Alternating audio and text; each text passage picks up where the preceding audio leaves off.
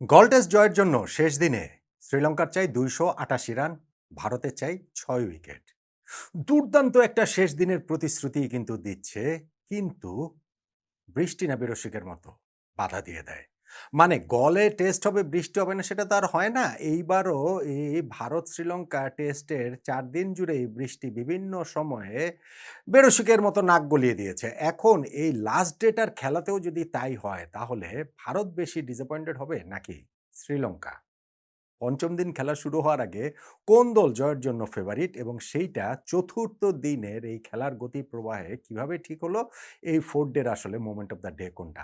দেখেন, এমনিতে তো ওই মোমেন্ট অফ দ্য ডে করেছিলাম একদিন এই টেস্ট ম্যাচটা, কিন্তু ওই যে বাংলাদেশ অস্ট্রেলিয়া টেস্ট এবং এই সংক্রান্ত বিভিন্ন রিপোর্ট করা, আলোচনা করা, সেই জায়গার কারণেই আর এই টেস্টটা নিয়ে পরে আর এগোনো হয়নি। কিন্তু টেস্টটা খুব ইন্টারেস্টিং একটা জায়গায় এসেছে, এবং কালকে যখন লাস্ট ডেটার আগে এরকম যে ভারতের ৬ উইকেট লাগে, শ্রীলঙ্কার ২৮৮ রান লাগে, তখন এটা নিয়ে একটু আলোচনা না করলেই নয়। ওয়ার্ল্ড টেস্ট চ্যাম্পিয়নশিপের পয়েন্ট টেবিলে বাংলাদেশ কিন্তু আমরা রয়েছি ৪ নম্বরে, ভারত রয়েছে ৫ নম্বরে। কিন্তু ৪ নম্বরে থাকা সত্ত্বেও আমরা ফাইনাল খেলার কথা জোর গলায় বলতে পারছি না। কিন্তু ভারতের তো ফাইনাল খেলা টার্গেট করা ছাড়া অন্য কোনো উপায় নাই। শ্রীলঙ্কার ক্ষেত্রে হয়তো সেটা কিছুটা সত্যি, কিন্তু ভারতের ক্ষেত্রে সেটা প্রবলভাবে সত্যি। আর সেইজন্য শ্রীলঙ্কার বিপক্ষে এই টেস্টে জেতাটাও তাদের জন্য গুরুত্বপূর্ণ। গোয়িং ফরওয়ার্ড তাদের জন্য সব ম্যাচই গুরুত্বপূর্ণ। কিন্তু এই টেস্টে ভারতের প্রতিপক্ষ যতটা না শ্রীলঙ্কা, ঠিক ততটাই বৃষ্টি হিসাবে আবির্ভূত হয়েছে। চতুর্থ দিনের খেলার গতি প্রবাহ, সেই জিনিসটা কিছুটা বোঝা যায়। কোথায় বোঝা যাচ্ছে?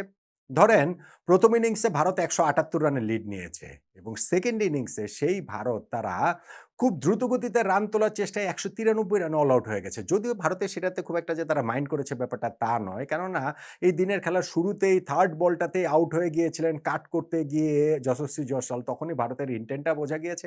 এরপরে কেএল রাহুল এবং ওই জায়গাটাতে হচ্ছে গিয়ে দেবদূত পাডিক্কাল, তারা হচ্ছে গিয়ে একটা পার্টনারশিপ করেছেন। ২ জনে সেট হয়ে আউট হয়েছেন ৩৫ রান, ৪৪ রান।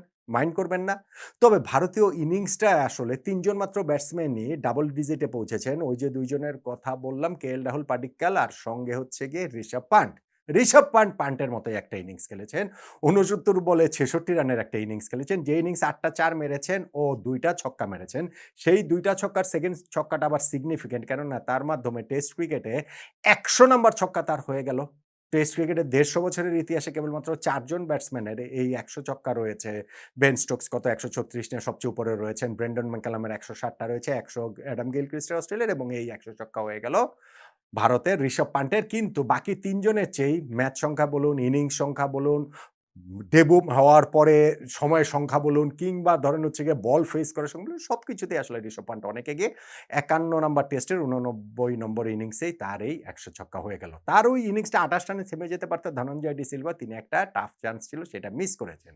এবং সেইটাই আসলে ভারতের এই ইনিংসটাকে প্রত্যাশিত গতি দিয়েছে। পান্টের এই ব্যাটিংটা, তার এই পারফরম্যান্সটা, এবং তা থেকে অন্যরা ভালো করেননি, অন্যরা হচ্ছে গিয়ে ফেইল করেছেন। কিন্তু স্টিল ১৯৩ রান তো ভারত দ্রুত গতিতে যে রান তুলতে চেয়েছে সেটা তুলে করতে পেরেছে। শ্রীলঙ্কার সামনে ৩৭২ রানের একটা টার্গেটটা তারা দিতে পেরেছে।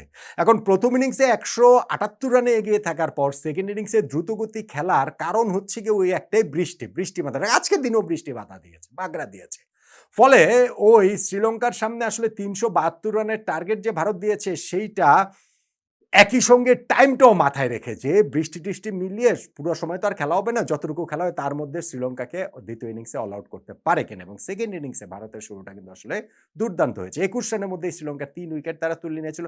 ইনফ্যাক্ট ৩৪ রানে ৪ উইকেট পড়ে যেতে পারত। ধনঞ্জয় ডি সিলভা তিনি আউট হয়ে গিয়েছিলেন রবীন্দ্র জাদেজার বলে।